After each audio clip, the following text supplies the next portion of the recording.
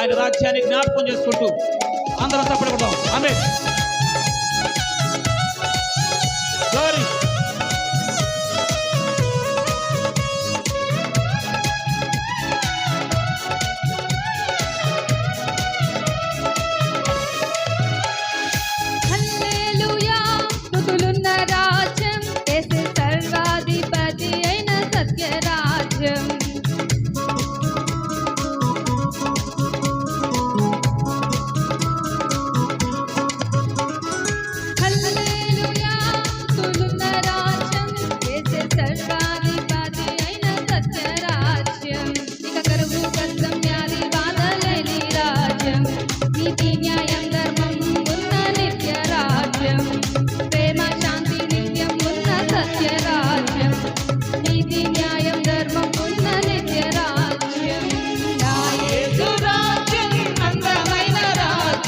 అందులో నేను నివసించును. నా యేసు రాజ్యం అందమైన రాజ్యం, అందులో నేను నివసించును. సూర్య చంద్రులు అక్కరలేని రాజ్యం, ప్రభు క్రీస్తే వెలుగై ఉన్న రాజ్యం. సూర్య చంద్రులు అక్కరలేని రాజ్యం, ప్రభు క్రీస్తే వెలుగై ఉన్న రాజ్యం. నా యేసు రాజ్యం అందమైన రాజ్యం, అందులో నేను నివసించును. నా యేసు రాజ్యం అందమైన రాజ్యం, అందులో నేను నివసించును. అప్పుడు జ్ఞాపకం వచ్చింది. అప్పుడు దేవుని సన్నిధి అప్పుడు జ్ఞాపకం వచ్చింది. దేవుని సన్నిధిలో ఏముందో అప్పుడు జ్ఞాపకం వచ్చింది. ఏమండి, బబులోన్లో అన్నీ ఉన్నాయి.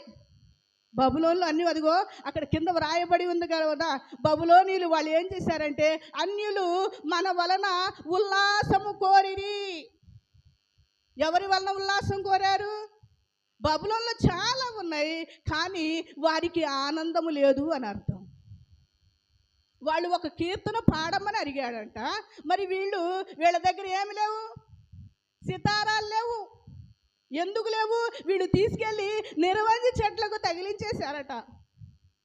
ఎందుకంటే ఎట్లాగో మమ్మల్ని బబులోను రాజు కొనిపోయాడు, కొనిపోయిన తర్వాత ఇంకా భక్తి ఎక్కడుంది? అదే భక్తి కానాను దేశంలో చేసినట్లయితే వీళ్ళని దేవుడు బబులోను కల్దీయుల రాజైన నెబుకద్నెజరుకు అప్పగించవలసి ఉండేది కాదు. కానీ ఎట్లాగో అప్పగించేశాడు. వీళ్ళు చేసిన దాన్ని బట్టి ఒక 30 సంవత్సరాలకే బబులోను నదుల వద్దకు వచ్చి, ప్రభువా మమ్మల్ని చూడవా, సియోనును జ్ఞాపకం చేసుకుని ఏడుస్తున్నారట. ఏముంది సియోనులో? సియోను అంటే ఏంటో 20వ కీర్తన 2-3 వచనాలు చదవండి. పరిశుద్ధ స్థలములో నుండి ఆయన నీకు సహాయము చేయునుగాక, సియోనులో నుండి నిన్ను ఆదుకొనుగాక, ఆయన నీ నైవేద్యములన్నిటినీ జ్ఞాపకము చేసుకొనుగాక, నీ దహన బలులను అంగీకరించునుగాక. ఎక్కడున్నాడు?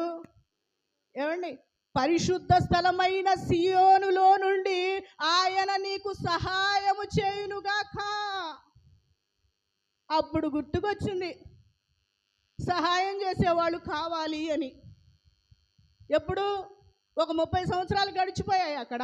అప్పుడు జ్ఞాపకం వచ్చింది. ఆ చెరలో ఉన్నప్పుడు బబులోనీయుల విశ్వాసము, క్రైస్తవుల విశ్వాసము, ఇశ్రాయేలుల విశ్వాసము బబులోనులో పరీక్షించేటప్పుడు, హింసింపబడేటప్పుడు అప్పుడు జ్ఞాపకం వచ్చింది.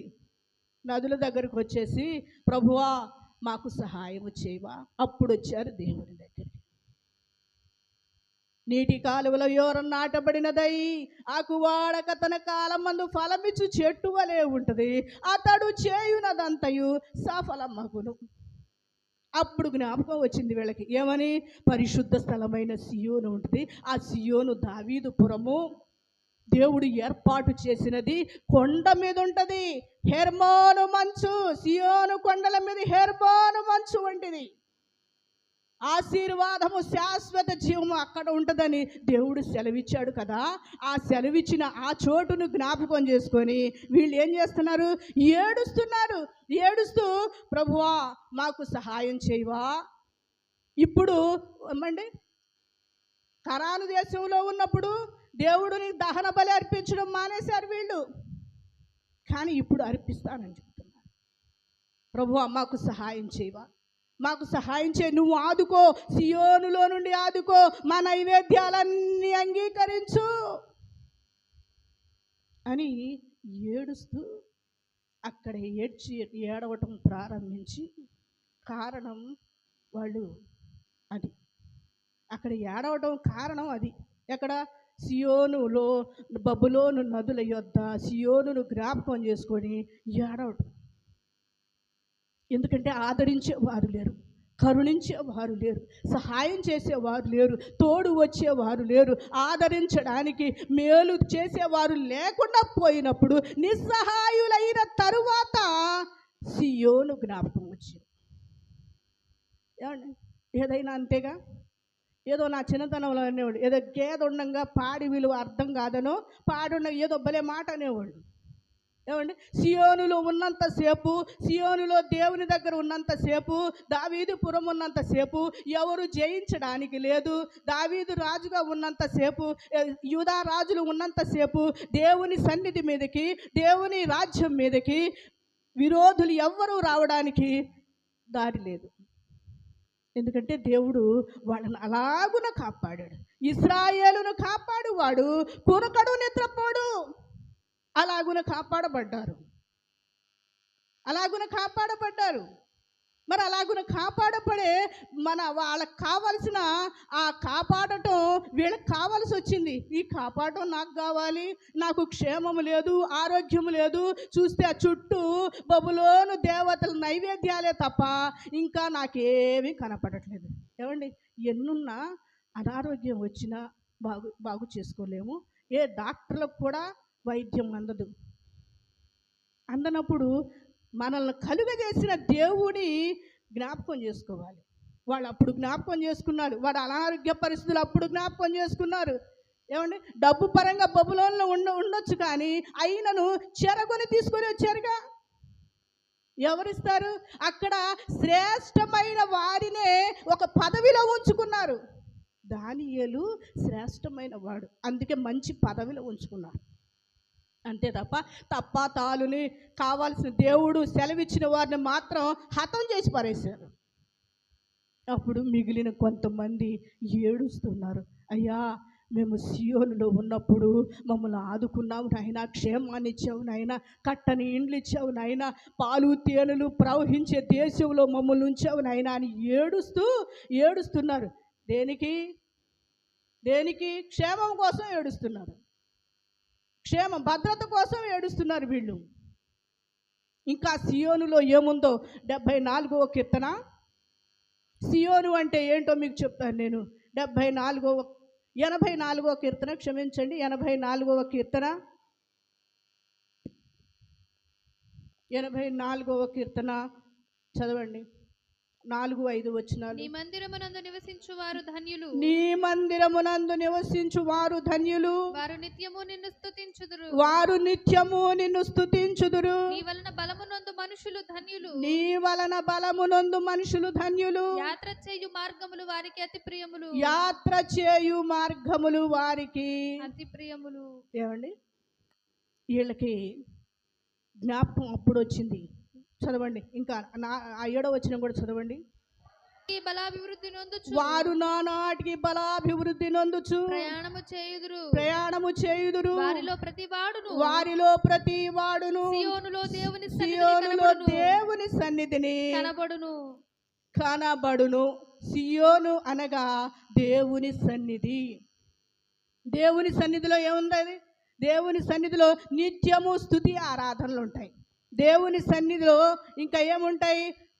వారు తొలకరి వర్షమును దానిని దీవెనలతో కప్పును, వారు నానాటికి బలాభివృద్ధి నొందుతారు. ఏమండి, దేవుని మందిరంలో నివసిస్తేనండి ఎన్ని ఉపయోగాలు, ఎన్ని శ్రేష్టమైన ఆశీర్వాదాలు, ఎన్ని శ్రేష్టమైన ఆశీర్వాదాలు. నీ మందిరమందు నివసించు జనులు ధన్యులు, వారు నిత్యము నిన్ను స్తుతిస్తారు. నీ వలన బలమునందు మనుషులు ధన్యులు, యాత్ర చేయు మార్గములు వారికి అతి ప్రియములు. వారు బాకాలోయలో పడి వెళ్ళినా కానీ దానిని జలమయముగా చేయుదురు. తొలకరి వాన దానిని దీవెనలతో కప్పును. వారు నానాటికి బలాభివృద్ధి నొందుచు ప్రయాణము చేయుదురు. వారిలో ప్రతి వాడును సియోనులో దేవుని సన్నిధిని, ఇప్పుడు చెప్పండి, దేనిని జ్ఞాపకం చేసుకుంటున్నారు? వారు దేవుని మందిరాన్ని జ్ఞాపకం చేసుకుంటున్నారు. ఏమండి, కానాన్లో ఉన్నప్పుడు, సియోన్లో ఉన్నప్పుడు వీళ్ళు దేవుని మందిరానికి వెళ్తే బబులోనికి చెరగొని వెళ్ళాల్సిన అవసరం ఉండేదా? బబులోనికి చెరగొని అవసరం ఉండేదా? వెళ్ళాల్సిన అవసరం ఉండేదా? అదే జ్ఞాపకము అదే కానానులో ఉన్నప్పుడు ఆ సియోనుపురములో జరిగిన దేవుని సన్నిధిలో, దేవుని ఆలయములో కావలసిన దహన బలులు, సమాధాన బలులు, అర్పణలు అర్పిస్తూ ఉంటే ఈ రోజున బబులోను నదుల యొద్ద కూర్చొని ఏడవలసిన పని ఉండేది కాదు. కాబట్టి వారు ఎప్పుడు తెలుసుకున్నారు అంటే, చెరలోనికి వెళ్ళిన తర్వాత, చెరలో వాళ్ళు మగ్గిపోతున్న తర్వాత, చెరలో వాళ్ళు బానిసత్వంలో కృంగిపోతున్నప్పుడు, నశించిపోతున్నప్పుడు, అప్పుడు సియోనును జ్ఞాపకం చేసుకొని ఏడుస్తూ ఉన్నారు. విన్నారా? మానవ నైజం అదా? ఏమో, నాకు మీరు బైబిల్ గ్రంథం ఎంతమంది చదువుతారో నాకు తెలియదు. ఎంతమంది చదువుతారు? రోజు బైబిల్ చదివేవాడు. రోజు ఆది కాండం నుండి చివరి వరకు చదవండి. రోజుకు 2 అధ్యాయాలైనా చదవండి. చదివి ఈ చరిత్ర మీకు బాగా అర్థమవుతుంది. వీళ్ళు ఎందుకు ఏడ్చారో, ఎందుకు ఏడవలసి వచ్చిందో, దేవుడు వీళ్ళని ఎప్పుడు విడిపించాడో అవన్నీ బాగా తెలుసుకుంటారు. కాబట్టి దేవుని సన్నిధి, ఆ సియోనును వీళ్ళు జ్ఞాపకం చేసుకుంటే ఆ మందిరములో నివసించేవారు ధన్యులవుతారు. వారు నిత్యము స్తుతించబడతారు. నీ వలన బలము నొందులు మనుషులు ధన్యులు. అక్కడికి వెళ్ళిన తర్వాత ఆ సియోనుని ఎందుకు జ్ఞాపకం చేసుకున్నారు అంటే, వీళ్ళ దగ్గర బలం తగ్గిపోయినట్టుంది. ఎందుకంటే చెరగొని తీసుకొని బానిస ప్రజలతో పని చేయించుకుంటారు కదా. ఇశ్రాయేలీలు యోసేపులో కాలంలో ఎవరు ఇశ్రాయేలుని బానిసలుగా తీసుకోలేదు. ఆయన బానిస పని చేయించుకోలేదు. ఆయన బానిస పని చేయించుకోకుండా పైన పని ఏదన్నా ఉంటే అది అప్పగించాడు.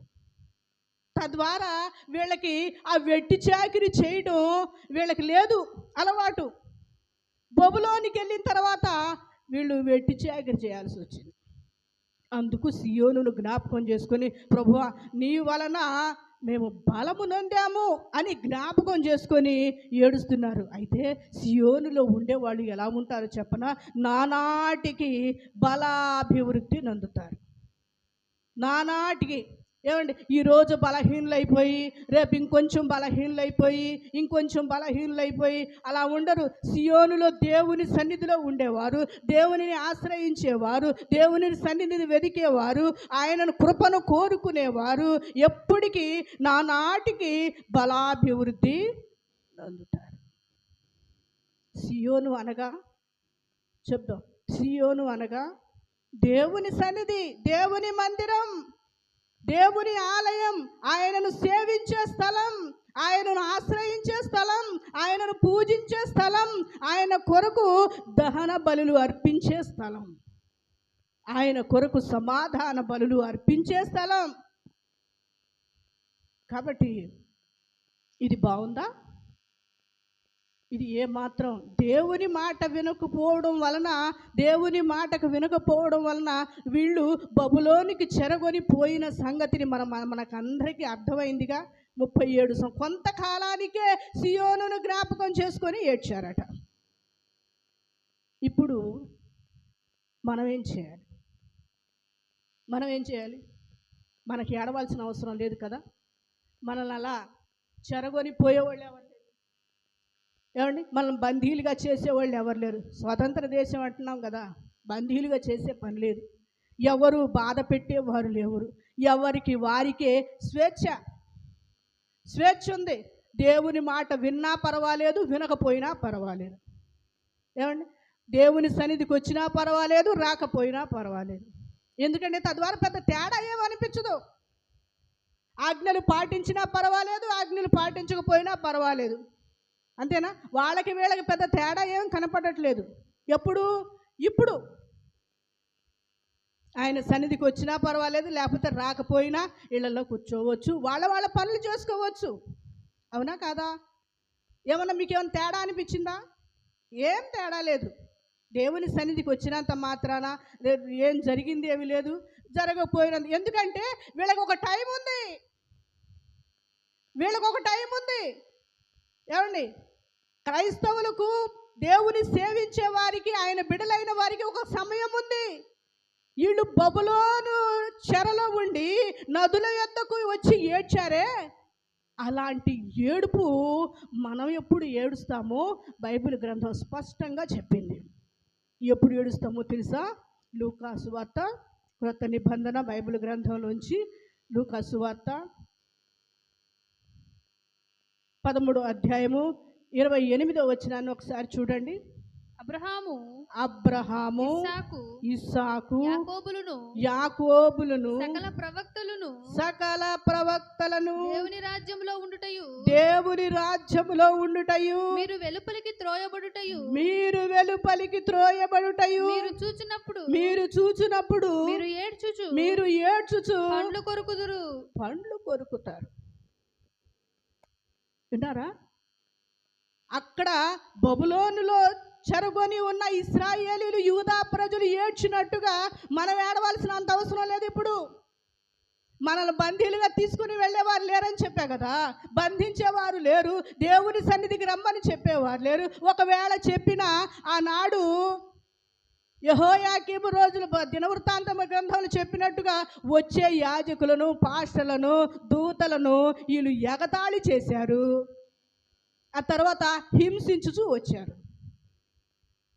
ఇప్పుడు క్రైస్తవ బిడ్డలకి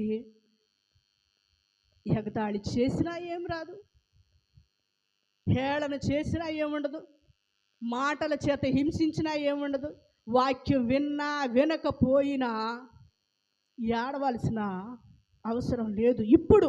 కానీ ఏడవలసింది ఎప్పుడు? దేవుని దృష్టి మీద, దేవుని వాక్యం మీద. ఏడిసేది ఎప్పుడు చెప్పండి? ఏడిసేది ఎప్పుడు? ఈ వచనాన్ని అందరూ కలిసి చదవండి. 13వ అధ్యాయము 28వ వచనం లూకా సువార్త. అబ్రహాము ఇస్సాకు యాకోబులను సకల ప్రవక్తలను దేవుని రాజ్యములో ఉండుటయు మీరు వెలుపలికి త్రోయబడుటయు మీరు చూచునప్పుడు మీరు ఏడ్చుచు పండ్లు. దేవుడు 2000 సంవత్సరాల క్రితం వీళ్ళతో చెప్పాడనమాట. వీళ్ళు కొంతమంది వచ్చి దేవుని రాజ్యం ఎలా ఉంటుందయ్యా అని అడిగితే, మీరు దేవుని రాజ్యము ఎలా ఉంటుందంటే ఇదిగో ఇరుకు ద్వారమును మీరు ప్రవేశించండి అని కొన్ని ఉపమానాలు చెబుతూ, ఒక తోట అని చెప్పి ఆవగింజను పోలి ఉంటుందని అవన్నీ చెప్తా, ఉపమానాలు అన్నీ చెప్పుకుంటా వచ్చి చెప్తున్నాడు, మీరు ఇరుకు ద్వారమున ప్రవేశించండి. దేవుని సన్నిధికి వెళ్ళాలి అంటే విశాలంగా ఉండదు. ఇదిగో దేవుని సన్నిధికి వెళ్ళాలి అంటే, దేవుని రాజ్యములోనికి వెళ్ళాలి అంటే ఏముంటుంది అంటే ఇరుకు ద్వారం ఉంటుంది. కష్టాలు ఉంటాయి, నష్టాలు ఉంటాయి, వ్యాధులు ఉంటాయి, ఇబ్బందులు ఉంటాయి. దేవుని సన్నిధికి వెళ్ళాలి అంటే అనుకూలమైన పరిస్థితులు ఉండవు. అయినను సరే మీరు ఏం చేయాలంటే ఆ ద్వారము గుండా ప్రవేశించండి, లేకపోతే ఏడుస్తారు. మీకు అందరికి బాధ ఉందా ఏంటి? పాస్టర్ గారు నెల మొదటి రోజు ఏడుస్తారని చెప్తుందని. ఇప్పుడు కాదు, ఇప్పుడు అసలు ఏడవలసిన పని లేదు. ఇప్పుడు అసలు ఏడ్చే పని. మీరు దేవుని సన్నిధికి వచ్చినా రాకపోయినా ఏడవరు, సంతోషంగానే ఉంటారు. మీ ధనానికి ఏమైనా తక్కువ అయింది అనుకున్నారా? తక్కువ కాదు. మీ సంపాదనకు తక్కువ అయిద్దా? అవ్వదు. ఇప్పుడేం కాదు అసలు. ఇప్పుడు ఏడవరు. ఇప్పుడు ఏడవరు, ఏడ్చే సమయం ఒకటి ఉంది. కాబట్టి ఆ ఏడ్చే సమయం మనలో రాకుండా, మనం దానిలోనికి వెళ్ళకుండా, ఆ రాజ్యములోనికి, ఆ నరకములోనికి వెళ్ళకుండా, పండ్లు కొరికే ఆ స్థలములోనికి వెళ్ళకుండా ఉండాలి అంటే, మనకు ఆ పరలోక రాజ్యం ప్రవేశింపాలి అంటే దేవుడు మన పేతురు గారు మంచి మాట చెప్తున్నాడు. ఆయన చివరి దినాల్లో రెండో పేతురు పత్రిక మొదటి అధ్యాయము 13వ వచనాన్ని చదవండి. 13, 14 వచనాలు. మరియు మన ప్రభు అయిన యేసుక్రీస్తు నాకు సూచించిన ప్రకారము నా గుడారము త్వరగా విడిచిపెట్టవలసి వచ్చినని ఎరిగి నేను ఈ గుడారములో ఉన్నంత కాలము ఈ సంగతులను జ్ఞాపకం చేసి మిమ్మును రేపుట న్యాయమని ఎంచుకొనుచున్నాను. ఏమని? ఆయనంట పేతురు గారు చివరి దశలోకి వచ్చారు. చనిపోయే ముందు ఆయనకు అర్థమైపోయి, ఆయన మరణం ఆయనకు అర్థమైపోయి, మరొకసారి అమూల్యమైన విశ్వాసము పొందిన వారికి శుభమని చెప్పిన. ఏమండి, మనం అందరం విశ్వాసులమేమో మొదటి వచనంలో ఉంటుంది. మనం అందరం అమూల్యమైన విశ్వాసం పొందిన వారమేనా? విశ్వాసులమేనా మనం? వాళ్ళకు వ్రాస్తున్నాడు ఈయన. ఇదిగో, నేను చనిపోయే ముందు, నా గుడారము విడిచిపెట్టే ముందు, నా దేహాన్ని విడిచిపెట్టే ముందు మరొకసారి జ్ఞాపకం చేస్తున్నా మీకు. ఏమని? ఏది న్యాయం? జ్ఞాపకం చేయటం నాకు న్యాయం. జ్ఞాపకం చేసి మిమ్మల్ని రేపుతున్నా అంటే పురికొల్పుతున్నా. అర్థమవుతుందా? మీకు అర్థమవుతుందా? ఏమని పురికొల్పుతున్నాడు అంటే 10వ వచనాన్ని చదవండి. క్రియలు చేయువారైతే 10వ వచనం, అందువలన సహోదరులారా మీ పిలుపును ఏర్పాటును నిశ్చయము చేసుకొనుటకు మరీ జాగ్రత్త పడుడి. అయితే చివరి కూడా మీరిట్టి క్రియలు చేయువారైతే ఎప్పుడును తొట్టిల్లరు. అలాగున మన ప్రభువును రక్షకుడైన యేసుక్రీస్తు యొక్క నిత్య రాజ్యములో ప్రవేశము మీకు సమృద్ధిగా అనుగ్రహింపబడును. పేతురు గారు జ్ఞాపకం చేస్తున్నాడండి, మనము దేవుని రాజ్యములో సమృద్ధి ప్రవేశం కలగాలి అంటే ఆయన ఏమని జ్ఞాపకం చేస్తున్నాడంటే, అందువలన సహోదరులారా మీ పిలుపును ఏర్పాటును నిశ్చయము చేసుకొనుటకు. ఎందుకు? అబ్రహాము, ఇస్సాకు, యాకోబులు దేవుని రాజ్యములో ఉండుటయు, మనమేమో మిగిలిన వారేమో ఏడ్చుచు పండు కొరుకుటయు జరగకుండా ఉండ నిమిత్తం పేతురు గారు జ్ఞాపకం చేస్తున్నాడు. మనము ఆయన రాజ్యములో వెళ్ళడానికి సమృద్ధి ప్రవేశం కలగాలి అంటే, పూర్తిగా ప్రవేశం కలగాలి అంటే మీ పిలుపును ఏర్పాటును నిశ్చయం చేసుకోండి. ఏమండి, దేవుని రాజ్యంలో మన అందరికీ సమృద్ధి ప్రవేశం కలగాలా వద్దా? కలగాలా? వాళ్ళు బబులోను నదుల యొద్ద ఏడ్చారండి, సియోనును జ్ఞాపకం చేసుకొని. మనం ఇప్పుడు ఏం చేయాలి అంటే, మనం ఇప్పుడు ఎందుకు ఏడవాలి అంటే, ప్రభువా ఆ నరకములో వాళ్ళు దేవుని రాజ్యములో ఉన్నారు, అబ్రహాము, ఇస్సాకు, యాకోబులు, మిగిలిన ప్రవక్తలు ఉన్నారు, మిగిలిన దేవుని సన్నిధిని చూడని వారు, దేవుని సన్నిధికి రానివారు, దేవుని సన్నిధిని నిర్లక్ష్యం చేసేవారు ఎక్కడున్నారు? పండ్లు కొరికే స్థలంలో ఉన్నారు, వేతన పడే స్థలములో ఉన్నారు, యాతన పెట్టబడే స్థలములో ఉన్నారు. కాబట్టి అలాంటిది రాకుండా ఉండాలి అంటే పేతురు గారు మంచి మాటలు మన కొరకు రాసి చూపించాడు. ఏంటవి? మీ పిలుపు, మీ ఏర్పాటు. మీ పిలుపు ఏంటి? ఎవరో ఒకళ్ళు పిలిచే ఉంటారుగా మిమ్మల్ని, ఏమండి, దేవుని సన్నిధికి రమ్మని. బాధలలో, కష్టాలలో, ఏమండి, ఇరుకుల్లో, ఎవరికి ఏది అవసరతలలో దేవుని సన్నిధికి వచ్చారుగా, పిలిచే ఉంటారుగా ఎవరొకళ్ళు, రండమ్మా ప్రార్థన చేసుకోండి బాగుపడతారు. దయ్యాలు బట్టి అనుకోండి, దేవుని సన్నిధికి రండి ప్రార్థన చేసుకోండి బాగుపడతారని చెప్పారుగా. పిలుపు అయితే వచ్చిందిగా. పిలుపు వచ్చిందా దేవుని సన్నిధికి రావడానికి? ఏదో ఒక బలహీనత, తలనొప్పి వచ్చింది, దేవుని సన్నిధిలోనికి వెళ్తే తగ్గిపోద్దని దేవుని తట్టు ఆకర్షింపబడ్డాం. అది దేవుని పిలుపు. దేవుడు తీసుకొచ్చాడు సన్నిధిలోనికి. కానీ ఏర్పాటు ఏంటి? ఆయన కొరకు నిలబడటం, రక్షింపబడటం, ఆయన కొరకు మనం పానార్పణముగా పోయబడటం, ఆయన కొరకు సాక్షులుగా ఉండడం. కరువైనా, ఖడ్గమైన, హింస అయినా, చెర అయినా ఆయన కొరకు నిలబడటం ఏర్పాటు. ఆయన కొరకు నిలబడేవారు. అది మనం చేస్తున్నామా లేదా అని మనము జాగ్రత్తగా చూసుకోవాలి.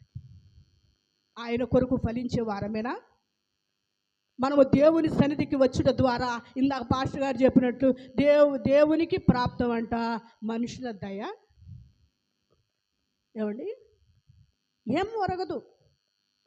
ఆయన ఏమిస్తాడో అవన్నీ మరలా తీసుకోగలుగుతాడు. ఒక మనిషిని హెచ్చైన స్థలములో నిలబెట్టగలడు, అంతే దింపేయగలడు. ఏ పక్షపాతము లేదు దాంట్లో. అంతేగాని ఒక్కసారి హెచ్చింపబడ్డాము కదా అని అక్కడే నిలబడిపోతామని అనుకోవద్దు. దేవుడు ఒక మనిషిని హెచ్చించగలడు, ఒక మనిషిని పూర్తిగా దింపేయగలడు. ఆయన జయచరణ్ పాశ్రమ గారు అంటున్నారు, ఒక మనిషిని పూర్తిగా అణచడానికి క్షణం పట్టదట.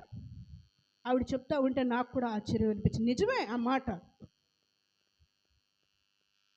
ఒక మనిషిని దించేయడానికి క్షణం పట్టదు. ఎందుకంటే ఇప్పుడు ఏడవట్లేదు కదా, ఇప్పుడు ఏడ్చే పని లేదు కదా, ఇప్పుడు ప్రతిరోజు ఆనందించడమే, ప్రతిరోజు ఆహ్లాదకరమే. మనల్ని చెరగొని పోయేవాళ్ళు ఎవరు లేరు కాబట్టి మన ఇష్టారాజ్యం, ఆడిందే ఆట, పాడిందే పాట. కానీ యేసు ప్రభు వారి శరీరధారిగా ఉన్న దినాల్లో ఒక మాట చెప్పారు, మీరు ఏడవకుండా చూసుకోండి. వాళ్ళు వెళ్తారు, వాళ్ళ ప్రవక్తలు వెళ్తారు, వాళ్ళు వెళ్ళిన తర్వాత మిగిలిన వారు పండ్లు కొరగడానికి ఉంటారు, అక్కడ ఏడుస్తూ ఉంటారు. అది లేకుండా చూడండి, జాగ్రత్త. అందుకే ఆ మాటనే, మీకు సమృద్ధిగా ఆ పరలోక రాజ్యంలో ప్రవేశం కలగాలంటే మీరు చేయవలసిన పని ఏంటయ్యా అంటే, మీ పిలుపును, మీ ఏర్పాటును నిశ్చయము చేసుకోండి. దేవుని ఆజ్ఞలు నెరవేరుస్తున్నామా? అది ఏర్పాటు. అది ఏర్పాటు. దేవుని ఆజ్ఞలు నెరవేరుస్తున్నామా? పిలుపు ఎలాగో వచ్చాం, దేవుని సన్నిధిలో పిలువబడ్డాం, వచ్చాం అందరం. ఒకనాడు యేసు ప్రభువారు ఒక మాట చెప్తారు, పెండ్లి కుమారుని విందుకి పిలిచాడట. అందరు ఏం చేశారు? సాకులు చెప్పారు. వారికి నచ్చినట్లుగా వారు సాకులు చెప్పారు. విందు సిద్ధమైంది, వచ్చి ఆరగించండి అని చెప్పిన సాకులు చెప్పేవాళ్ళు ఎక్కువైపోయారు. ఏది ఏర్పాటు? దేవుని ఏర్పాటు గొప్పది. మనల్ని ఎప్పుడో అనాది కాలములోనే ఏర్పాటు చేసుకున్నాడు. తల్లి గర్భంలో ఉండగానే రక్షింపబడాలని ఏర్పాటు చేసుకున్నాడు. దేవుని సన్నిధిలో ఆత్మ ఫలాలు ఫలించాలి, మీరు ఫలించడం వలన నా తండ్రి మహిమపరచబడతాడు. అది దేవుని ఏర్పాటు. అది దేవుని ఏర్పాటు. ఉందా? మన ద్వారా ఎంతమంది ఆత్మలు రక్షింపబడ్డారు, ఎంతమంది వచ్చారు, దేవుని నామం ఎంత మహిమపరచబడింది. ఎన్ని చోట్ల ఎవరికైనా ఈ చిన్న సువార్తను తీసుకెళ్ళి ఒక్క మాట అయినా ఇతరులకు చెప్పామా? మన ఏర్పాటు అది కదా. మనం రక్షింపబడ్డాం కదా, ఆ రాజ్యంలోనికి వెళ్ళడానికి సమృద్ధి మహిమ ప్రవేశం జరగాలి అంటే, సమృద్ధిగా ప్రవేశంలో మనం వెళ్ళాలి అంటే మన ఏర్పాటును నిశ్చయం చేసుకోవాలి. ముందు ఏర్పాటును నిశ్చయం చేసుకోవాలి. అట్లాంటి వారికే ఏం జరుగుతుంది? మన రక్షకుడైన యేసుక్రీస్తు యొక్క నిత్య రాజ్యములో ప్రవేశము సమృద్ధిగా దొరుకుతుంది. ఎప్పుడు జ్ఞాపకం చేస్తున్నాడు పేతురు గారు? అయ్యా నేను వెళ్ళిపోతున్నానయ్యా, అయినా మిమ్మల్ని రేపుతా, నేను చనిపోతున్నా, నా గుడారం వదిలేస్తున్నా, నా దేహం వదిలేస్తున్నా, అయినా మరొకసారి మిమ్మల్ని ఇలాగున రేపి దేవుని రాజ్యంలో మీకు మహిమ ప్రవేశం, సంపూర్ణ ప్రవేశం జరగాలి. కాబట్టి మిమ్మల్ని రేపుట న్యాయమని అనుకుంటున్నాం. ఎంచుకొనుచున్నా, రేపాలి. విన్నారా? ఎప్పుడు పాస్టర్ గారు అది చెప్తారు ఇది చెప్తారని. ఏది ఎలాగ జరుగుతుంది మరి మన ప్రవేశం? రేపొద్దున ఏడమా? ఆనాడు వాళ్ళు బబులోను నదుల యొద్ద ఏడిస్తే దేవుడు మరలా కరుణించాడు. వాళ్ళని కరుణించి వాళ్ళ ఏడుపును ఆనందంగా మార్చాడు. కాకపోతే అందరినీ కాదు, వాళ్ళ విశ్వాసం పరీక్షింపబడిందని చెప్పానే, వాళ్ళకి బబులోను చెర విడిపింపబడింది. ఒక నెహెమ్యా ద్వారా, ఒక హెజ్రా ద్వారా, మరలా 70 సంవత్సరాల తర్వాత కోరేషు ద్వారా మరలా దేవాలయం నిర్మించబడింది. ఒక జెరుబ్బాబెలు ద్వారా దేవాలయం నిర్మించబడింది. కానీ చెరగొని పోయిన కొంతమంది, ఆ కొంతమందిని మాత్రం హతం చేసేశారు. కొంతమందిని హతం చేశారు. దేవుని కోసం నిలబడ్డ ప్రతి వారు మరలా యెరూషలేము దేవాలయాన్ని మరలా చూడగలిగారు. మరలా దేవుని సన్నిధిలోనికి మరలా రాగలిగారు. అన్య రాజులైన కోరేషు ద్వారా, మరలా అర్తహషస్త ద్వారా, వాళ్ళందరి ద్వారా మరలా దేవాలయం నిర్మించబడింది. మరి ఈరోజు మనకు కూడా ఇప్పుడు కొద్ది కాలమే ఉంది, సమయం అయిపోయింది. ఇంకా దేవుని సన్నిధిలోనికి వెళ్ళడానికి మాకు టైం ఉందిలేండి. ఏమో ఎప్పుడు ఏం జరుగుతుందో తెలీదు, ఎప్పుడు ఎలా మన కాలం ముగుస్తుందో తెలీదు. జాగ్రత్తగా ఉండాలి. మన పిలుపును, మన ఏర్పాటును నిశ్చయము చేసుకున్నట్టుకు జ్ఞాపకము చేసుకొని దానిని గైకొనుచు మారు మనసు పొందుము. నీవు జాగరూకుడవై ఉండని ఎడల నేను దొంగవలే వచ్చేదను, నీ మీదికి దొంగవలే వచ్చేదను. మూడో వచ్చిన దొంగవలే వచ్చేదను. ఏ ఘడియను నీ మీదికి వచ్చెను నీకు తెలియదు. ఇక్కడ యోహాను భక్తుడు ఏం చెప్తున్నాడంటే, ఈ సార్దిస్లో ఉన్న సంఘానికి ఆ రోజున సార్దిస్లో ఉన్న సంఘానికి చెప్పబడింది. ఈరోజు ఈ కృపాసువార్త ప్రార్థనా మందిరానికి చెప్పేది ఏంటయ్యా అంటే, ఈ 3వ వచనాన్ని అందరూ చదవండి. నీవెలాగు ఉపదేశము పొందితివో, ఎలాగు వింటివో తీసుకొని గైకొనుచు మారు మనసు పొందు. మనిషికి కావాల్సిందేంటి? బబులోను నదుల యొద్ద కూర్చుండి ఏడ్చేటప్పుడు మారు మనసు కాదు, మరలా సియోనును జ్ఞాపకం చేసుకోవడం కాదు. ఇప్పుడు దేవుడు ఏమంటాడంటే, ఇదిగో దేవుని సన్నిధిలో మీకు సమయం ఉండగానే, మీ ఆయుష్ను దేవుడు పొడిగిస్తూ ఉన్నప్పుడే, ఇక్కడ కార్యక్రమాలు జరుగుతూ ఉండగానే, దైవ కార్యక్రమాలు, ఆరాధనలు, వాక్యము అన్నీ జరుగుతూ ఉండగానే చేయవలసింది ఏంటంటే, నీవెలాగు ఉపదేశము పొందితివో, ఎలాగూ ఉపదేశము పొందితివో. ఏమండి, ఉపదేశాన్ని మీరు వినేది? ఎలాగ ఉపదేశం పొందుతున్నారు? ఉపదేశం ఎలాగ పొందుతున్నారు? ఎలాగ ఉపదేశము పొందితివో, ఎలాగూ వింటివో. ఏమండి, ఉపదేశము దేవుని వాక్యమును చెప్పబడేటప్పుడు ఆయన శక్తిగల వాక్యమును సాత్వికముతో అంగీకరించుడి అని భక్తుడు చెప్తాడు. దేవుని వాక్యం వినాలంటే ఏమవ్వాలి? సాత్వికం కావాలండి. సాత్వికం వినే మనసు ఉండాలి. ఆత్మ చెప్పుచున్న మాట చెవిగలవాడు వినును గాక. అయితే ఇక్కడ నీవెలాగూ ఉపదేశము పొందితివో, ఎలాగ ఉపదేశం పొందారా? దేవుని సన్నిధికి వస్తున్నారా? ఉపదేశించే టయానికే వస్తున్నారా? ఉపదేశించబడే టయానికేనా మనం అందరం వచ్చేది? అన్ని కార్యక్రమాలలో ఉపదేశించబడేటప్పుడు ఎలాగూ ఉపదేశింపబడుతుందో మనం దాన్ని గ్రహిస్తున్నామా? ఆత్మీయంగా అర్థం చేసుకుంటున్నామా?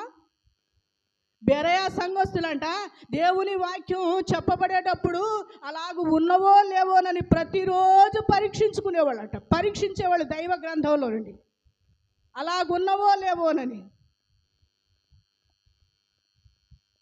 మనం ఎలాగ ఉపదేశాన్ని పొందుతున్నాం?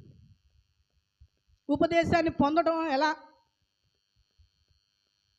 అని క్రమాలకు వస్తేనేనా ఉపదేశం దొరికేది? ఏమండి, ఉపదేశం దొరికేది? ఏమండి, ఉపదేశానుసారంగా నడవాలి కదా. మీరు ఎలాగూ వింటిరో దేవుని సన్నిధికి వచ్చిన వినటం కూడా చాలా ప్రాముఖ్యం అండి. మనసుంచి వినడం చాలా ప్రాముఖ్యం.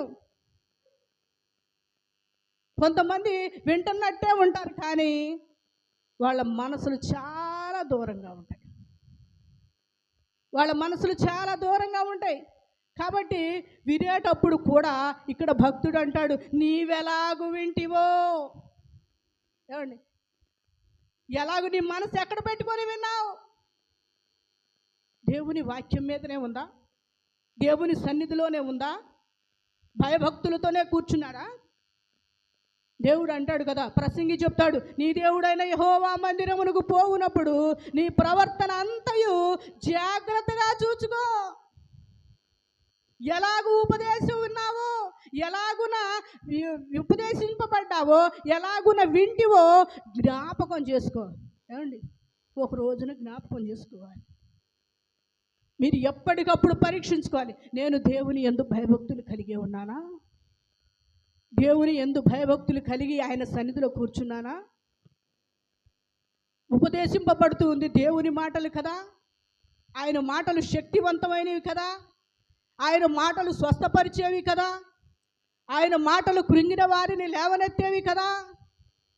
ఆయన మాటలు చెడిపోయిన వారిని బాగు చేసేవి కదా. ఆయన మాటలు రేపున నిత్య రాజ్యంలోనికి తీసుకొని పోయేవి కదా అని ఎంతమంది భయభక్తులు కలిగి వింటున్నారో, ఎంతమంది ఉపదేశం పొందుతున్నారో జాగ్రత్తగా ఉండండి. అంతేనా? ఎలాగూ వింటివో జ్ఞాపకం చేసుకో, మర్చిపోబక్కండి. ఒకప్పుడు ఎలా ఉన్నాం, ఇప్పుడు ఎలా వింటున్నాం? ఒకప్పుడు ఎలా ఉపదేశాన్ని పొందాము, ఎంత శ్రద్ధగా ఉపదేశాన్ని అంగీకరించాము, ఎలాగూ ఎంత శ్రద్ధగా దేవుని వాక్యం పట్ల ఆసక్తి కలిగి ఉన్నాము. ఒకప్పుడు ఎంత శ్రద్ధతో ఉన్నాము, ఇప్పుడు ఎంత శ్రద్ధ తక్కువైపోయింది. ఒకప్పుడు ఎంత బాధ్యతగా దేవుని సన్నిధికి వచ్చామో అది జ్ఞాపకం చేసుకో. జ్ఞాపకం చేసుకొని అంటాడు, ఇదిగో మీరు ఎలాగ ఉపదేశం పొందితిరో, ఎలాగ వింటిరో జ్ఞాపకం చేసుకొని దానిని గైకొనుచు మారు మనసు పొందు. జాగరూకుడవై ఉండు అంటే మేలుకో, నిద్ర మేలుకో, అప్రమత్తంగా ఉండు. అంతేనా? అప్రమత్తంగా ఉండు. ఇంకా చేస్తున్నానులే ఏంటి, ఒకప్పుడు మంచి కార్యాలు ఉంటాయి, ఒకప్పుడు దేవుని సన్నిధి అంటే ఆసక్తి ఉంటుంది, నిర్లక్ష్యం ఏమాత్రం ఉండదు. కానీ ఆ ఆసక్తి రాను రాను రాను రాను తగ్గిపోయి, దేవుడు కూడా కొంతమంది చెప్తారు కదా, అంత్య దినాల్లో ఈ రాకడ సమయాల్లో అందరి ప్రేమలు చల్లారిపోతాయి.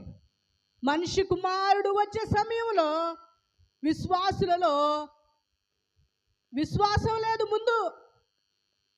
ఏమండి, విశ్వాసం ఉంటే విశ్వాసుల లక్షణాలు చాలా బాగుంటాయి.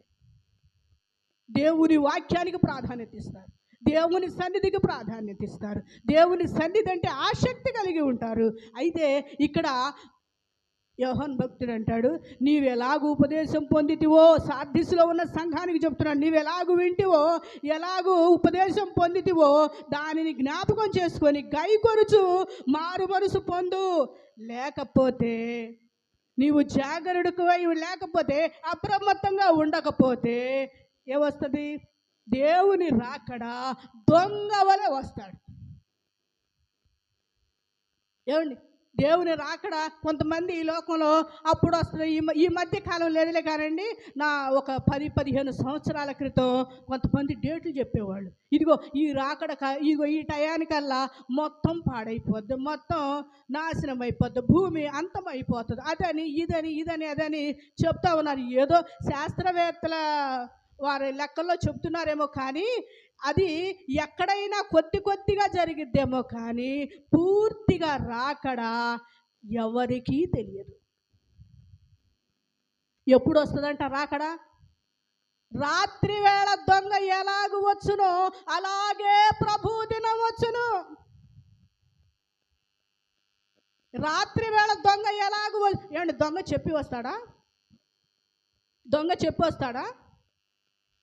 దొంగ ఎవరికి చెప్పినాడు? దొంగ చెప్పి వచ్చాడు అనుకోండి, ఏం జరుగుతుంది?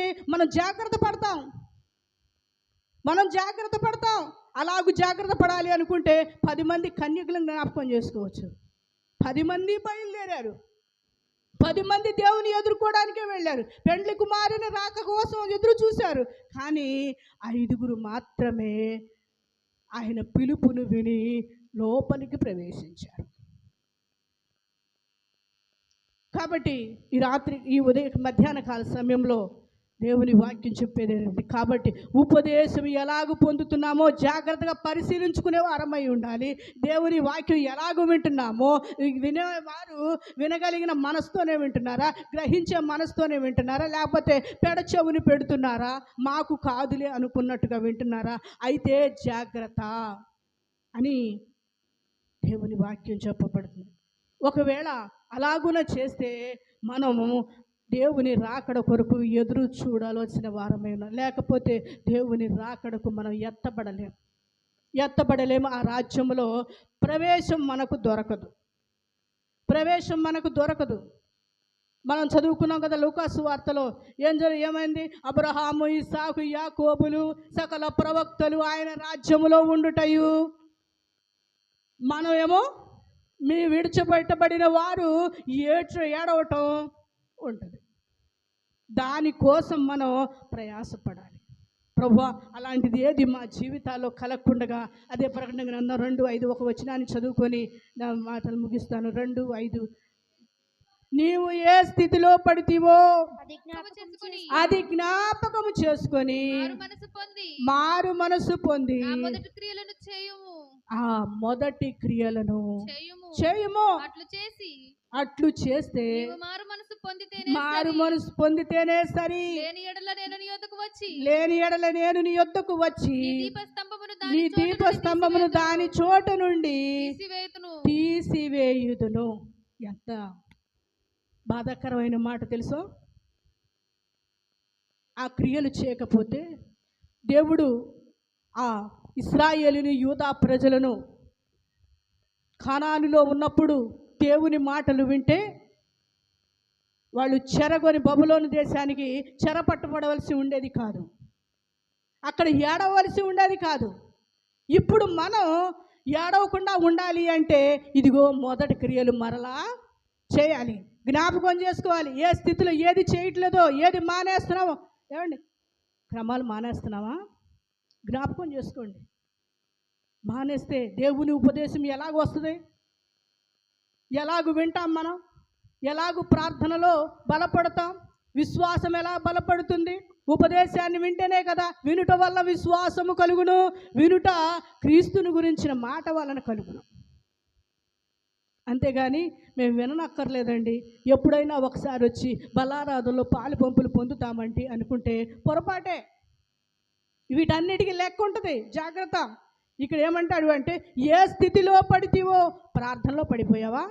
ఇప్పుడు ఇందాక పాప చెప్పింది, బిజీగా ఉండడం వలన ప్రార్థనలో తక్కువైందండి అని. అయినా దేవుడు వదిలిపెట్టలేదు ఆమె. ఎంత కాపాడాడో తెలుసా? ప్రార్థనే కదా ప్రాకారం, ప్రార్థనే కదా. జ్ఞాపకం చేసుకోండి, మీరు ఏ స్థితిలో పడిపోయారో. ప్రార్థన తక్కువైపోయి పడిపోయారా అంటే ప్రార్థనలో తక్కువైపోయిందా? మళ్ళా ప్రార్థన చేసుకోవడానికి పురికొల్పబడండి. ఉపదేశం వినటం తక్కువైపోయిందా? మరలా ఉపదేశం వినడానికి రండి. వాక్యాన్ని వినడం చాలా తక్కువైపోయింది. దేవుని క్రమాలకు దూరం అయిపోయారా? క్రమాలు పొందుకోవడానికి రండి, క్రమాలు క్రమాలు మీ దేవుని సన్నిధిలో గడపడానికి రండి. రాత్రి నిలుచుండే వారులారా అన్నాడు కదా, రాత్రి దేవుని సన్నిధిలో గడపడానికి రండి. ఏ స్థితిలో పడితేవో ఆ స్థితి నుండి లేపబడాలి, లేవాలి.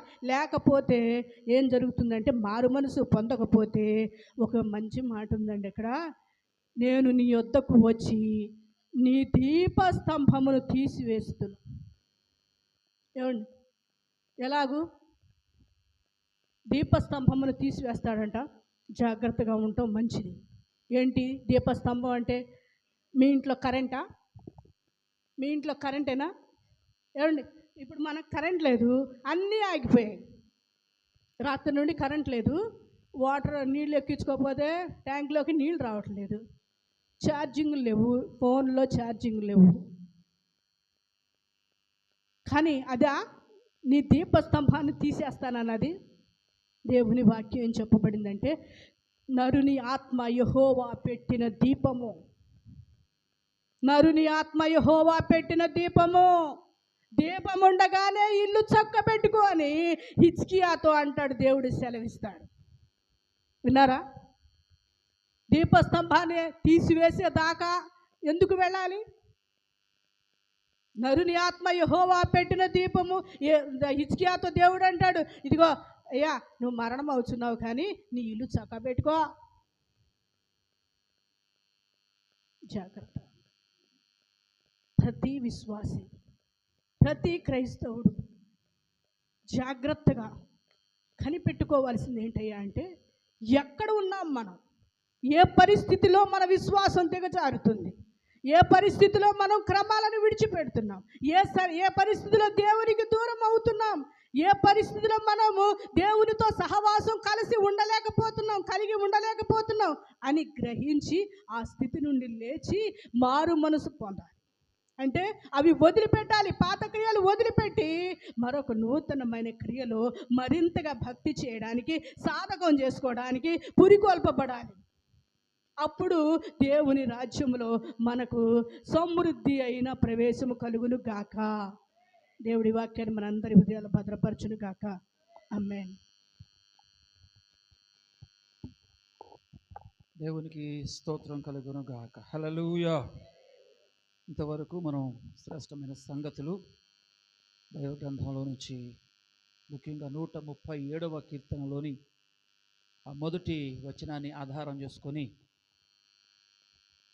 కొన్ని చారిత్రాత్మకమైన సంగతులు మనం వినడానికి, నేర్చుకోవడానికి దేవుడు సహాయం చేశాడు. ఎంతమందికి వాక్యం అర్థమైంది? అర్థమైతే ఒకసారి మీ చేతుల లాగున పైకెత్తి స్తోత్రం చెప్తారా? ఏం జ్ఞాపకం చేసుకున్నారు వాళ్ళు? సియోనును జ్ఞాపకం చేసుకున్నారు.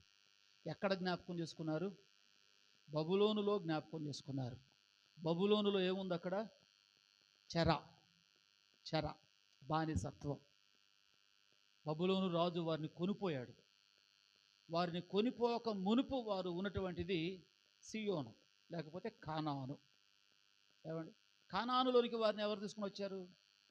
దేవుడేగా. ఎక్కడి నుంచి తీసుకుని వచ్చాడు చెప్పండి? ఐగుప్తు నుండి తీసుకుని వచ్చాడు. ఐగుప్తు చెరలో నుండి తీసుకుని వచ్చాడు. ఐగుప్తు బానిసత్వంలో నుండి తీసుకుని వచ్చాడు. ఐగుప్తు ఆ స్థితిగతులలో నుండి తీసుకొని వచ్చి వారికి ఒక ఉన్నతమైన స్థానాన్ని ఇచ్చి పాస్టర్ గారు జ్ఞాపకం చేశారు. వారు కట్టని ఇళ్ళట, వారు నాటని తోటలట, ఏమండి, వారు త్రవ్వని బావులట, పాలు తేనె ప్రవహించే శ్రేష్టమైన ఆశీర్వాదకరమైన స్థితి అట. దేవునికి స్తోత్రం. బానిసత్వంలో ఉన్నంతసేపు ఐగుప్తులో ఏడ్చారు. దేవుడు దానిని చూసి అక్కడి నుంచి విడిపించి తెచ్చి ఎక్కడ పెట్టాడు? ఇప్పుడు కానానులో పెట్టాడు, సియోను. దేవుని స్తోత్రం.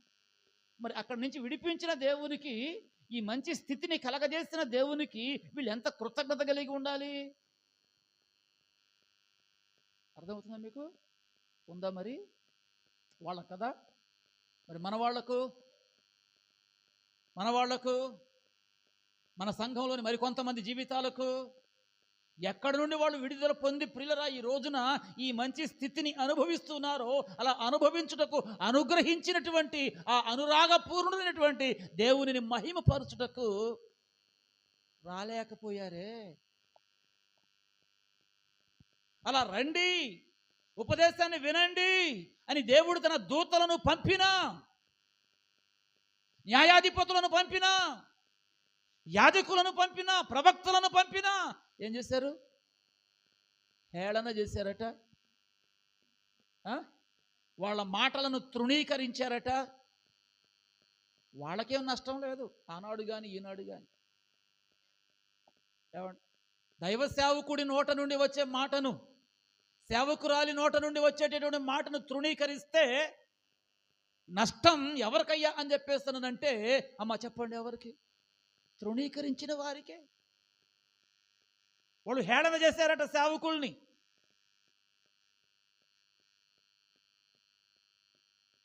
ఏలియా గారు వస్తూ ఉంటే బోడివాడ బోడివాడ అని చెప్పేసని ఏమన్నారు? హేళన చేశారట.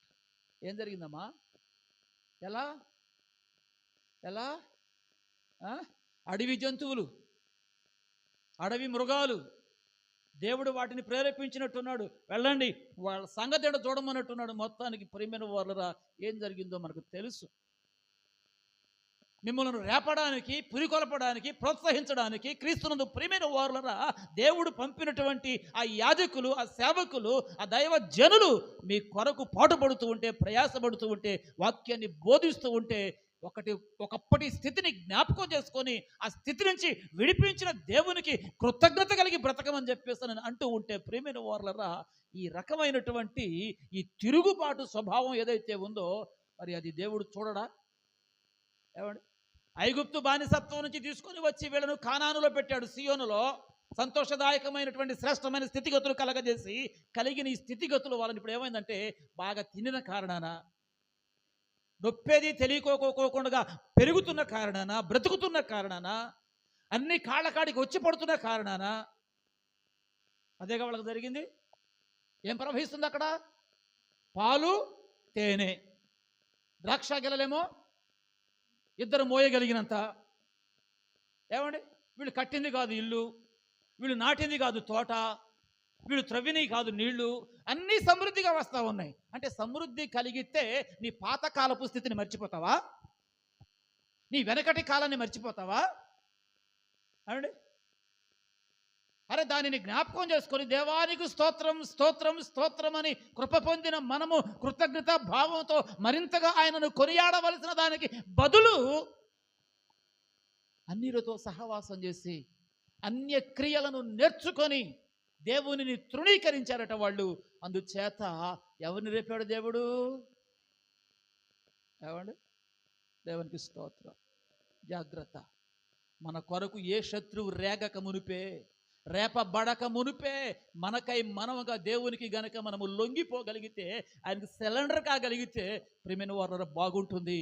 కానీ దేవుడు అతనిని లేపగా తీసుకుని వెళ్ళి ఇప్పుడు ఎక్కడ పెట్టుకున్నాడు? మళ్ళీ బబులోనులో పెట్టాడట. బబులోనులో పెట్టి ఊరుకున్నాడేంటి? ఏమండి, ఆ బబులోను చెరలో ఉన్నప్పుడు మళ్ళీ ఇప్పుడు ఏం గుర్తుకొచ్చింది? అప్పుడు కానీ రాదు గుర్తు. అవును, అంత బాగుంటే దేవుడు అవసరంలా, అంత బాగుంటే ఆరాధన అవసరంలా, అంత బాగుంటే సంఘం అవసరంలా, అంత బాగుంటే సేవకుడు అవసరంలా, సేవకురాలు అవసరంలా, అంత బాగుంటే వాక్యం అవసరంలా, అంత బాగుంటే ఆదివారపు ఆరాధన అవసరంలా. జాగ్రత్త ప్రభువునదు ప్రియమైన వారులరా. ఈ రోజున మనం ఇలాగున ఉన్నాం, రేపు ఏమవుతామో మనకు తెలియదు. దేవుడే గనుక నిరాకరింప రాని ఆ కోపావేశానికి గనుక మన విషయమై లేస్తే మనం తట్టుకోవడం, తాళుకోవడం చాలా కష్టం. అందుచేత బబులోను నదుల దగ్గర ఉన్నటువంటి వీళ్ళు సియోనును జ్ఞాపకం చేసుకుని ఏడ్చారట. ఆ ఏడ్చే రోజు రాకమునిపే, సియోనులో ఉండగానే, కానానులో ఉండగానే, ఆశీర్వాదకరమైనటువంటి ఆ మంచి స్థితిలో ఉండగానే, దేవా ఈ స్థితిని నాకు ఇచ్చావు, నీకు స్తోత్రం అని చెప్పగలిగేటటువంటి మనస్సు మనం కలిగి ఉంటే దేవుడు సంతోషిస్తాడు, దేవుడు ఆనందిస్తాడు. నువ్వు కలిగి ఉన్న ఆ కృతజ్ఞతను బట్టి మరింత కృపను దేవుడు నీకు కలగజేస్తాడు. దేవునికి స్తోత్రం. అట్టి కృపను మనము పొందుదము గాక. ఆ కృప కొరకు అవసరమైతే ఇప్పుడు ఏడుద్దాం. ఇప్పుడు ఏడుద్దాం, ఇప్పుడు ఏడ్చే ఏడుపు రేపు దేవుడు మన కొరకు నాట్యంగా మార్చబోతా ఉన్నాడు. యేసుక్రీస్తు ప్రభు వారిని సిలువ వేయడానికి తీసుకుని వెళ్తా ఉంటే ఆయనతో కూడా ఉన్నటువంటి ఆ ప్రాంత కొంతమంది స్త్రీలు ఏడవడం మొదలుపెట్టారట. ప్రభు చెప్తాడు లూకాసు వార్త క్రీస్తునందు ప్రియమైన వారురా 23వ అధ్యాయము 27, 28, 29 వచనాలను మనం చూసినట్లయితే అక్కడ ఇలాగ రాయబడి ఉంటుంది. గొప్ప జన సమూహమును ఆయనను గూర్చి రొమ్ము కొట్టుకొనుచు దుఃఖించుచున్న చాలా మంది స్త్రీలను ఆయనను వెంబడించుచూ వచ్చిరి. అయితే యేసు వారి వైపు తిరిగి, యెరూషలేము కుమార్తెలారా, నా నిమిత్తము ఏడవకుడి, మీ నిమిత్తమును మీ పిల్లల నిమిత్తమును. ఎవరి కోసం? మీ నిమిత్తము మీ పిల్లల నిమిత్తము ఏడవండి. ఎందుకంటే మిమ్మల్ని పరిపాలించేవాడు, మిమ్మల్ని మీపై నాయకత్వాన్ని వహించేవాడు, మీపై యాజకత్వాన్ని జరిగించవలసినటువంటి వారు నన్ను తృణీకరించారు, నన్ను విసర్జించారు, నన్ను త్రోసివేశారు. నా ఆజ్ఞలను, నా మాటలను, నా ఉపదేశాన్ని, నా సందేశాన్ని ఏది కూడా వారు వారి హృదయాలలో చెవులలో పెట్టుకోలేదు. అందుచేత మీ ఇల్లు మీకు విడవబడబోయే సమయం సమీపిస్తూ ఉంది. ఆ రోజు మీకు రాకోకుండా ఉండాలి అని చెప్పేస్తున్నానంటే మీకోసం, మీ పిల్లల కోసం ఏడవండి. వాళ్ళ రక్షణ కోసం ఏడవండి, వాళ్ళ ఆత్మీయ అభివృద్ధి కోసం ఏడవండి, వాళ్ళ ఆత్మ రక్షణ కోసం ఏడవండి. రేపు నిత్యత్వంలోనికి ప్రవేశించున్నట్లుగా, నరకం నుంచి తప్పింపబడినట్లుగా వాళ్ళ కోసం ఏడవండి. మీ ఏడుపు రేపు పొద్దున దేవుడు నాట్యంగా మారుస్తాడు. దేవునికి స్తోత్రం కలుగునగాక. అంతేగాని ఇప్పుడు ఏడవలసిన మనం ఏడవకోకుండా ఇప్పుడంతా బాగానే ఉంది కదా అని చెప్పేసి ఆనందంగా సంతోషంగా కాలాన్ని అలాగున గడుపుకుంటూ పోతే ప్రియమైన వారలారా, రేపు శాశ్వత కాలమై ఏడవలసిన గతి పట్టడానికి ఏమాత్రం కూడా ఇంకా ఆలస్యం లేదు. దేవుని యొక్క వాక్యంలో నుంచి దేవుని దాసులు జ్ఞాపకం చేశారు. అబ్రహాము మొదలుకొని, ఇస్సాకు, యాకోబులు మొదలుకొని వారందరూ కూడా నిత్యత్వము కొరకు పోగు చేయబడబడతా ఉంటే ప్రియమైన వారురా, ఈ రాజ్య సంబంధమైన వారందరూ కూడా నిత్య నరకానికి పోబోతా ఉన్నారు. అక్కడ ఏమిటి ఉండేది? ఏడుపు. ధనవంతుడు చనిపోయాడు, పాతాళంలో ఏమవుతున్నాడు? యాతన పెట్టబడుతున్నాడు. అక్కడ ఏడుస్తున్నాడు. ఏమంటే భూమి మీద ఉన్నంతకాలం. కాబట్టి ఇప్పుడు మనం ఇక్కడ ఏడుద్దామా, అక్కడ ఏడుద్దామా? ఏమండి, ఇక్కడ మన రక్షణ కొరకు ఏడవగలిగితే, ఇక్కడ దేవుని యొక్క వాక్య నెరవేర్పు కొరకు మనం ఏడవగలిగితే, అక్కడ దేవుని రాజ్యంలో ప్రభుతో కూడా సంతోషంగా ఉండగలుగుతాం. దేవుని స్తోత్రం, హల్లెలూయా. కాబట్టి ఈ ఉదయకాల సమయంలో శ్రేష్టమైన సందేశాన్ని మనం వినడానికి దేవుడు కృప చూపాడు. ఈ మాటలన్నిటినీ మీ హృదయాలలో ఉంచుకొని ప్రియమైన వారురా, ఏడవలసినప్పుడు ఇప్పుడు ఏడుద్దాం. దేనికోసం ఏడుద్దాం? ఇప్పుడు ఏడుపంటే మీకు నచ్చట్లా, ఏడుపంటే మీకు ఇష్టం ఉండదు. మీకేం కావాలి? ఎంటర్టైన్మెంట్ కావాలి, ఎంజాయ్మెంట్ కావాలి, ఏమంటే హ్యాపీగా కావాలి. కానీ ఇప్పుడు సుఖపడిన ఏ ఒక్కడు కూడా భవిష్యత్తులో సుఖంగా ఉండలేడు. ఆత్మీయ కోణంలో మాట్లాడుతున్నాను నేను. పిల్లల కోసం ఏదో ఒక స్లోగన్ వచ్చింది ఈ మధ్య. నీకు వచ్చే 24 సంవత్సరాల వరకు ఒక కూలీలాగా నువ్వు పని చేయగలిగితే, ఒక కూలీలాగా నువ్వు చదవగలిగితే, ప్రయాసపడగలిగితే, రేపొద్దున దొరలాగా బ్రతుకుగలుగుతావు 80 సంవత్సరాలు. లేదు, ఈ 24 సంవత్సరాలు, ఈ 20 సంవత్సరాలు నేను దొరగా ఉంటాను, నేను చదవను, నేను చేయాల్సింది ఏది చేయను అని చెప్పేసానంటే రేపొద్దున 80 సంవత్సరాలు నువ్వు కూలివాడులాగా పనిచేయాలి, కూలోడులాగా పనిచేయాలి. కాబట్టి 80 సంవత్సరాలు అలాగూ పని చేయకోకుండా ఉండాలి అని చెప్పేసానంటే ఈ ప్రారంభ దశ ఏదైతే ఉందో ఆ భవిష్యత్తును దృష్టిలో పెట్టుకొని ఇప్పుడు కష్టపడు, ఇప్పుడు ప్రయాసపడు, ఇప్పుడు చదువుకో, ఇప్పుడు నీకు ఇచ్చిన ప్రతి అవకాశాన్ని వినియోగించుకో. ఆధ్యాత్మిక కోణంలో కూడా అంతే. దేవునికి స్తోత్రం. దేవుడు తన గ్రంథాన్ని మాటలు మనకి ఇచ్చాడు. వీటిని మనం చదువుకుందాం, వీటి ప్రకారం మనం బ్రతుకుదాం, దేవుని మహిమ కొరకు జీవిద్దాం. అట్టి కృప పరిశుద్ధాత్మ దేవుడు మనందరికీ అనుగ్రహించును గాక.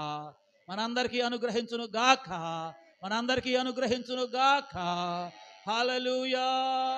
చెబుదాం గట్టిగా, హల్లెలూయా.